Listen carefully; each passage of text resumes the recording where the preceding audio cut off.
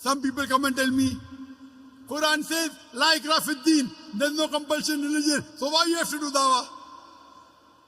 Again, they're quoting out of context. What they're quoting is a verse of the Quran of Surah Baqarah, chapter number 2, verse number 256, which does say, la ikrah fi din, there's no compulsion in religion, but they put a full stop where there's no full stop. The verse continues, there is no compulsion in religion, truth stands out clear from error. And whoever has rejected the evil one has held the hand of Allah subhanahu wa ta'ala, which is the strongest and the best. That means there is no compulsion in religion, but truth stands out clear from error. You have to reject the evil and come to the truth of Allah.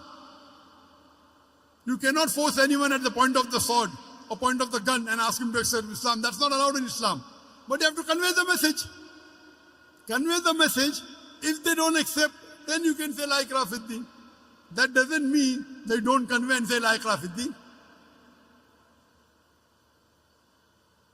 There are some Muslims who come and tell me, Dr Zakir, we first want to make the Muslims more practicing Muslims. We want to make Musalman Pakka Musalman. We want to make Muslim more practicing Muslim. After that, we will talk to the non-Muslim. That time will never come. You cannot say I want to make all the Muslims 100% practicing Muslim and then I'll do dawah. That's not what a prophet taught. When you meet a Muslim, if he has mistakes, you correct him. That's called Islam. When you meet a non-Muslim, you do dawah. In the Hajjatul Wida, in the farewell pilgrimage, Hajjatul Wida, in the talk, the khutbah, the Prophet asked the people, did I deliver the message to you, to the Sahabas? There were 124,000 Sahabas. And all of them said, yes, Beshak, you have delivered the message. Then he said, all those who are present here, deliver the message to those who are not present here. And more than 80% of the Sahabas are buried outside Arabia. Doing what? Making Musalman Pakka Musalman. They went to do dawah outside Arabia to deliver the message to the non-Muslims. It's the duty of every Muslim that he conveys the message to the non-Muslim. When he meets a Muslim and he finds some mistake, okay, do Islah. Correct him. But when you meet a non-Muslim, you do dawah. Which is more important? Suppose there are two patients who come to a doctor. One patient has a common cold, the other has a heart attack. Who should he treat first? The patient with a common cold or a patient with a heart attack? Heart attack, correct. Similarly, when there are two people, one is a Muslim and one is a non-Muslim, the Muslim will go to Jannah, even if he's not fully practicing. But the non-Muslim will go to Jannah. First you have to cater to the non-Muslim.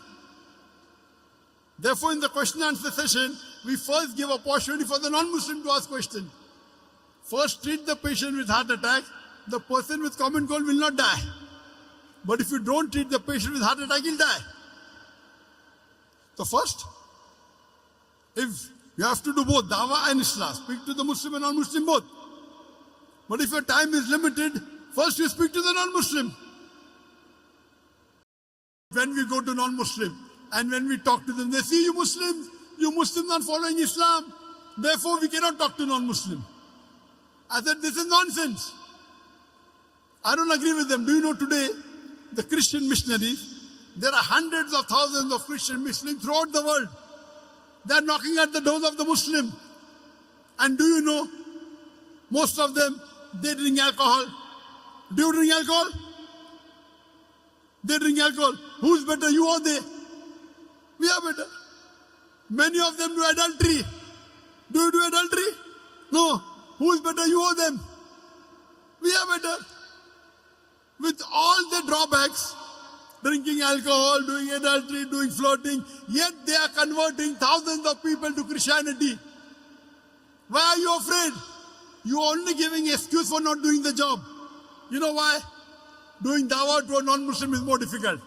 To a Muslim, even if he doesn't like it, he won't retaliate. The non-Muslim will retaliate. So you want the easy way out. Only giving excuses.